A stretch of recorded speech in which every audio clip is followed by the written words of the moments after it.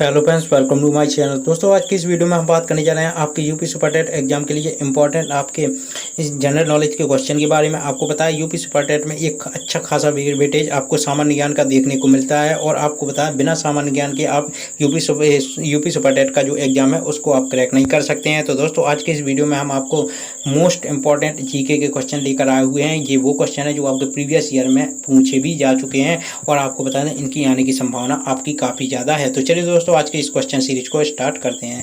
पहला क्वेश्चन है आपका यहाँ पर, कुतुबुद्दीन ऐबक किस राजवंश का संस्थापक था? तो यहाँ पर ऑप्शन है लोधी वंश का, तुगलक वंश का, गुलाम वंश का, खिलजी वंश का।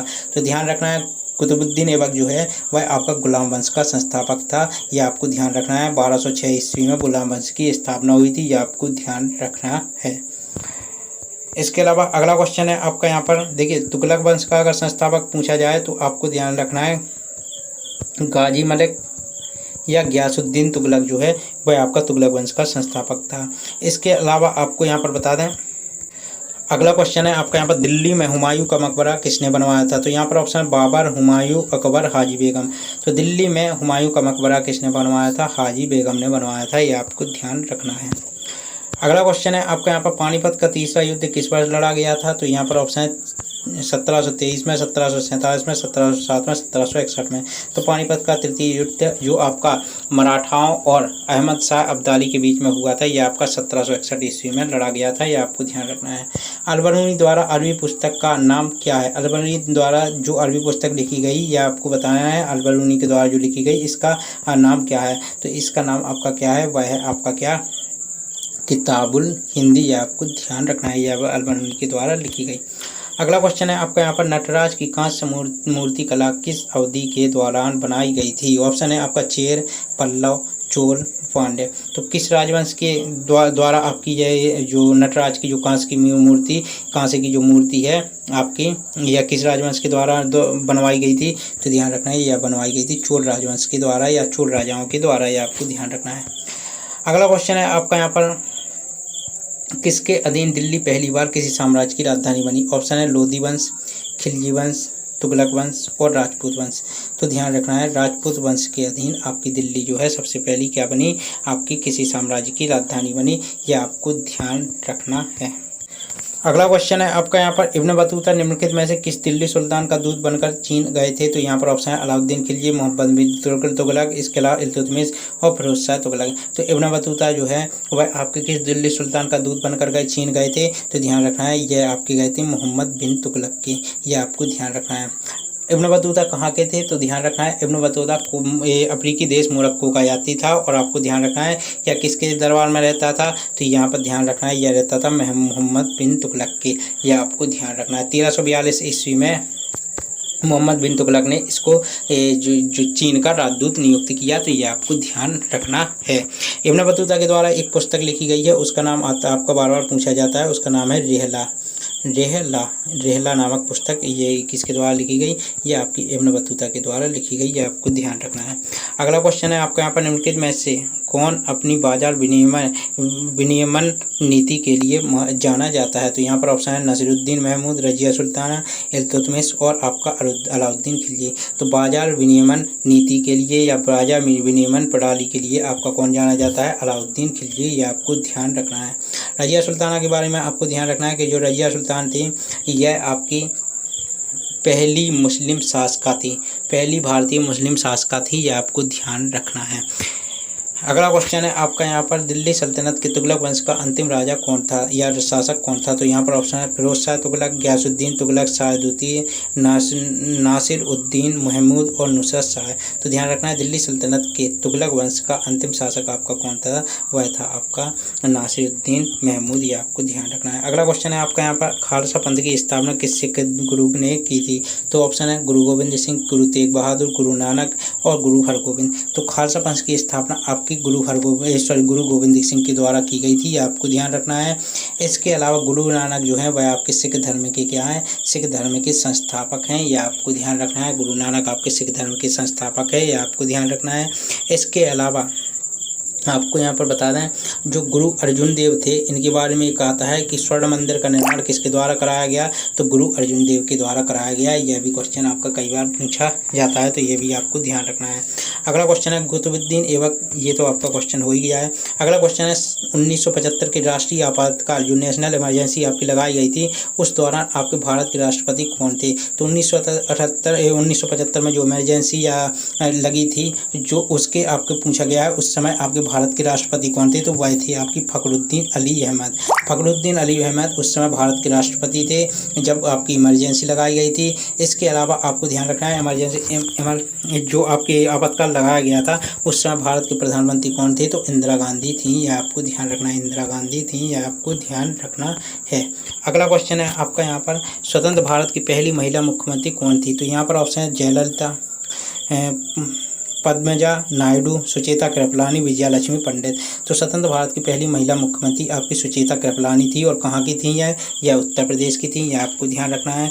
इसके अलावा विजयालक्ष्मी पंडित यह क्या थी, तो यहाँ पर आपको ध्यान रखना है यूएनएससी में संयुक्त राष्ट्र महासभा में पहली भारतीय अध्यक्ष थी। यह आपको ध्यान रखना है। यूएनएससी में पहली भारतीय अध्यक्ष कौन थी, पहली भारतीय महिला अध्यक्ष कौन थी, तो वह थी आपकी कौन, विजयालक्ष्मी पंडित। यह आपको ध्यान रखना है। अगला क्वेश्चन है आपका यहाँ पर उपराष्ट्रपति अधिकतम कितनी अवधि तक राष्ट्रपति के रूप में कार्य कर सकते हैं। ऑप्शन है 3 महीने, 6 महीने, 12 महीने, 1 महीने। तो उपराष्ट्रपति जो है वह अधिकतम आपके 6 महीने तक राष्ट्रपति के 6 महीने तक राष्ट्रपति के रूप में कार्य कर सकते हैं। यह आपको ध्यान रखना है। जो उपराष्ट्रपति होता है यह राज्यसभा का पदेन सभापति होता है। यह आपको ध्यान रखना है। अगला क्वेश्चन है आपका यहाँ पर निम्नलिखित में से कौन भारत के पहले मुख्य न्यायाधीश थे। ऑप्शन है आपका एम पतंजलि शास्त्री, मेहर चंद महाजन, हीरालाल जेकानिया, एस.आर. दास। तो हीरालाल जेकानिया जो थे यह आपके क्या थे, स्वतंत्र भारत के पहले आपके क्या थे, मुख्य न्यायाधीश थे। सुप्रीम कोर्ट के मुख्य न्यायाधीश अगर पूछा जाए कि कौन थे, तो आपको ध्यान रखना है चीफ जस्टिस वो थे हीरालाल जेकानिया।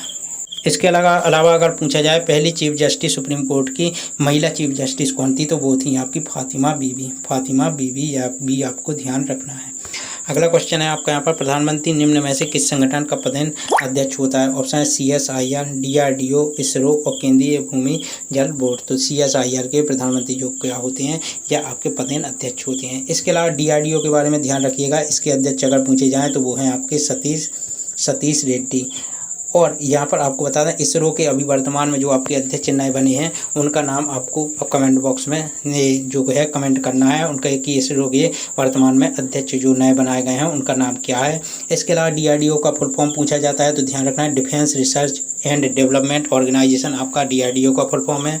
इसरो 15 अगस्त 1969 को एस्टेब्लिश किया गया था, इसका फुल फॉर्म है Indian space and research organisation. यह आपको ध्यान रखना है।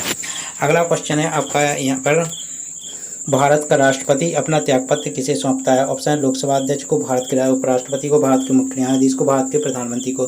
तो सिंपल सा क्वेश्चन है, भारत का राष्ट्रपति जो है अपना त्यागपत्र भारत के उपराष्ट्रपति को सौंपता है। यह आपको ध्यान रखना है। अगला क्वेश्चन है भारत में किसमें महिलाओं के लिए सीटें आरक्षित हैं। पंचायती राज निकाय में, राज्य विधानसभा में, मंत्रिमंडल में, लोकसभा में। तो भारत में पंचायती राज निकाय जो हैं इसमें महिलाओं के लिए सीटें जो हैं वह रिजर्व हैं। ये आपको ध्यान रखना है। इसके अलावा अगला क्वेश्चन है निम्नलिखित में से कौन भारत के नियंत्रक और महालेखा परीक्षक की नियुक्ति कर सकता है। या मतलब यहाँ पर पूछा गया है CAG की नियुक्ति कौन करता है। तो यहाँ पर ऑप्शन है प्रधानमंत्री, सर्वोच्च न्यायालय के मुख्य न्यायाधीश यानी सुप्रीम कोर्ट के मुख्य न्यायाधीश, उपराष्ट्रपति, राष्ट्रपति। तो उपराष्ट्रपति यहाँ पर जो आपका राइट आंसर है इसका वह है आपका राष्ट्रपति। CAG की नियुक्ति कौन करता है, तो वह करता है राष्ट्रपति। यह आपको ध्यान रखना है। इसके अलावा CAG से संबंधित एक महत्वपूर्ण आर्टिकल पूछा जाता है कि CAG का वर्णन आपका किस आर्टिकल में है। तो ध्यान रखना है आपका आर्टिकल 148 CAG से संबंधित है। यह आपका क्वेश्चन काफ़ी बार पूछा जाता है, तो यह आपको ध्यान रखना है। अगला क्वेश्चन है आपका यहाँ पर निम्नलिखित में से किस तारीख को भारत की संविधान सभा ने राष्ट्रीय ध्वज को अपनाया। यहाँ पर ऑप्शन है 22 जनवरी 1950, 24 जनवरी 1950, 22 जुलाई 1947, 22 जुलाई 1948, 24 जनवरी 1950। तो ध्यान रखना है भारतीय संविधान सभा ने राष्ट्रीय ध्वज को अपनाया था कब, 22 जुलाई 1947 को। यह आपको ध्यान रखना है। अच्छा, संविधान सभा की पहली बैठक कब हुई थी, तो यह हुई थी आपकी 9 दिसंबर 1946 को। यह क्वेश्चन भी आपका पूछा जाता है। भारत के संविधान की परिकल्पना के अनुसार लोकसभा की अधिकतम आपकी सीटें जो हैं वह कितनी हो सकती हैं। तो अधिकतम सीटों की क्षमता आपकी कितनी हो सकती है भारत के संविधान के अनुसार आपकी लोकसभा की। तो यहाँ पर ऑप्शन है 551, 552, 545, 550। तो दोस्तों लोकसभा की अगर आपसे पूछा जाए तो अधिकतम सीटों की संख्या आपकी 552 हो सकती है। लेकिन अगर आपसे पूछा जाए राज्यसभा की तो ध्यान रखना है राज्यसभा की अधिकतम सीटों की संख्या आपकी 250 हो सकती हैं। अब यहाँ पर ध्यान रखना है वर्तमान में कितनी है। तो देखिए जो लोकसभा है उसकी वर्तमान में आपकी जो सीटें हैं वह हैं आपकी 545। इसके अलावा राज्यसभा की आपकी वर्तमान में सीटें हैं कितनी 245। लोकसभा में ये भी पूछा जाता है कि कितने सदस्य मनोनीत किए जाते हैं। तो 543 तो आपके चुनकर आते हैं और 2 सदस्य आपके मनोनीत किए जाते हैं लोकसभा में। इसके अलावा राज्यसभा में आपके 233 आपके चुनकर आते हैं और यहाँ पर 12 राष्ट्रपति के द्वारा मनोनीत किए जाते हैं, यह आपको ध्यान रखना है। इसके अलावा भारतीय जो आपका यहाँ पर राज्यसभा है इसको उच्च सदन कहा जाता है और लोकसभा को निम्न सदन कहा जाता है, यह भी आपको ध्यान रखना है। तो दोस्तों यह थे आपके जनरल नॉलेज के इंपॉर्टेंट क्वेश्चन जो आपके यूपी सुपर टेट में आने की काफ़ी ज़्यादा संभावना थी। आई होप आपको यह वीडियो पसंद आया होगा। जय हिंद, वंदे मातरम।